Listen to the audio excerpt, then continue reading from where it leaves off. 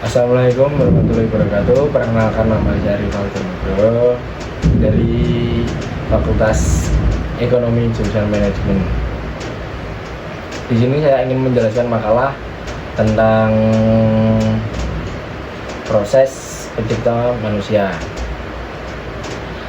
Puji syukur kita panjatkan kehadirat Tuhan Yang Maha Esa atas rahmat dan karunia-Nya, sehingga penulis dapat menyelesaikan karya ini yang berjudul Hakikat Proses Penciptaan Manusia. Dalam kehidupan, salah satu hal yang selalu menarik perhatian dan menjadi perenungan mendalam adalah usul-usul dan hakikat dari penciptaan manusia. Sebagai makhluk yang dianugerahi akal dan budi, manusia senantiasa bertanya mengenai asal mula dirinya dan tujuan dari keberadaannya di dunia. Makalah ini bertujuan untuk memahami lebih dalam proses penciptaan manusia, baik dari perspektif spiritual, ilmiah, maupun filosofis. Dengan memadukan berbagai sudut pandang ini, diharapkan dapat memberikan gambaran utuh tentang perjalanan eksistensi manusia dari penciptanya hingga peran dan tanggung jawabnya yang embannya di dunia. Demikian kata pengantar. Ini disusun, semoga Tuhan Yang Maha Esa senantiasa memberkati segala upaya kita dalam menuntut ilmu dan memahami makna kehidupan. Di sini ada berbatu tentang pendahuluan. Ada satu latar belakang. Allah adalah pencipta semua yang di jagat raya ini. Salah satu ciptaannya yakni manusia. Manusia telah diciptakan dengan sebaik-baik bentuk dan memiliki kemampuan berpikir. Dengan melalui kemampuan berpikir tersebut, Allah memerintahkan manusia untuk mempergunakan kemampuannya memahami hakikat dirinya dan tidak semata-mata digunakan untuk menuruti hawa nafsunya. Pemahaman akan proses penciptanya dapat mengantarkan manusia pada kesediaan mencari makna dan arti kehidupan yang kekal di akhirat nanti. Manusia perlu mengetahui hakikat penciptanya agar hidupnya dapat lebih terarah.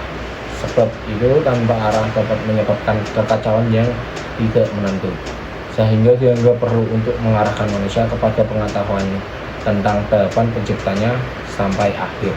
Dengan demikian, pengetahuan mengenai hal tersebut adalah syarat untuk mengetahui hakikat manusia dan fungsinya dalam kehidupan.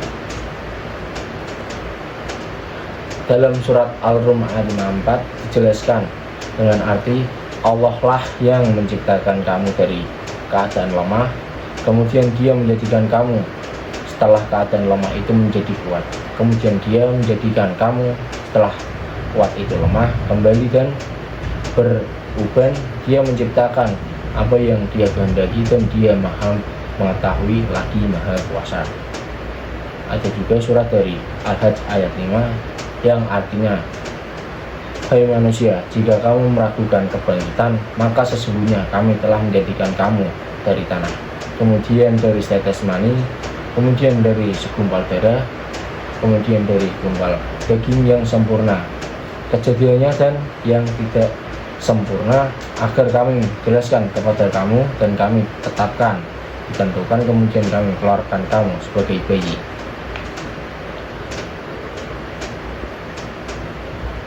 Rumus masalah.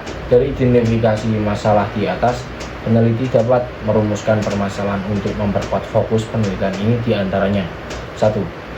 Bagaimana pandangan Tanjawi Jauhari tentang ayat-ayat Al-Quran terkait tumbuh kembang manusia dalam kitab Al-Jawahir fi Tafsir Al-Quran Al-Karim. Yang kedua, apa manfaat mengetahui tumbuh kembang manusia bagi masyarakat? Yang ketiga, apa hikmah dijadikannya manusia hingga lanjut usia? Yang C, tujuan penelitian. Dari rumus masalah di atas, maka tujuan yang ingin dicapai dalam penelitian diantaranya: 1.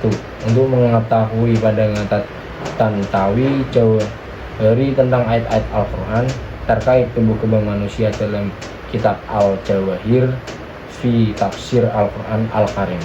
Yang kedua, untuk mengetahui manfaat mengetahui tumbuh kembang manusia bagi masyarakat. Ketiga, untuk mengetahui hikmah dijadikannya manusia hingga lanjut usia. Ada beberapa pembahasan. Yang pandangan umat Islam. Penjelasan mengenai proses pencipta manusia berdasarkan Al-Quran, misalnya dari tanah dan tiupan ruh. Pembahasan juga dapat menyertakan konsep fitrah dan tujuan hidup menurut Islam. Yang B, menurut agama Kristen, menjelaskan kisah pencipta dalam kitab Kejadian mengenai Adam dan Hawa, fokus pada pemahaman tentang makna pencipta dalam hubungan antara manusia dan Tuhan. Yang C, ada pandangan agama lain seperti Hindu dan sebagainya. Uraian singkat tentang pandangan dalam agama lain yang memiliki narasi atau mitologi terkait penciptanya manusia. Bab 3, hakikat pencipta manusia dalam perspektif filsafat. Yang A, ada eksistensialisme, yang dimaksud pembahasan mengenai kebebasan dan tanggung jawab individu dalam pencipta makna hidup. Tokoh seperti Jean-Paul Sartre dan pemikiran manusia tentang ekstensi mendahului esensi. Yang B, ada humanisme dan makna hidup. Pemikiran mengenai peran manusia sebagai pusat keberadaan dan pencarian makna di luar narasi penciptanya yang bersifat ilahi. Yang C, pandangan filsuf klasik. Pandangan filsafat klasik tentang asal-usul manusia dan tujuan kehidupan yang mungkin berbeda dari pandangan modern. Yang bab 4, perspektif sains tentang proses pencipta manusia. Yang A, ada teori evolusi. Pembahasan tentang teori evolusi dapat bagaimana sains menjelaskan asal-usul manusia dari nenek moyang yang sama dengan spesies lainnya. Yang B, penemuan genetik dan biologi molekuler, menjelaskan kontribusi biologi molekuler dalam memahami perkembangan manusia sejak tahap embrio hingga dewasa, peran DNA dalam proses pencipta dan perkembangan manusia. Yang C, memahami eksistensi manusia, menyadari batas-batas sains dalam menjelaskan aspek-aspek yang bersifat non-materi dari manusia seperti kesadaran dan jiwa. Ada bab 5, analisis dan pembahasan. Yang A, perbandingan perspektif, menyusun perbedaan dan persamaan antara pandangan agama, filsafat, dan sains terkait penciptaan manusia. Yang B, titik temu antara ilmu, pengetahuan, dan kepercayaan. Pembahasan tentang bagaimana berbagai pandangan ini dapat saling melengkapi dan memperkaya pemahaman kita tentang manusia. Ada bab 6, menutup.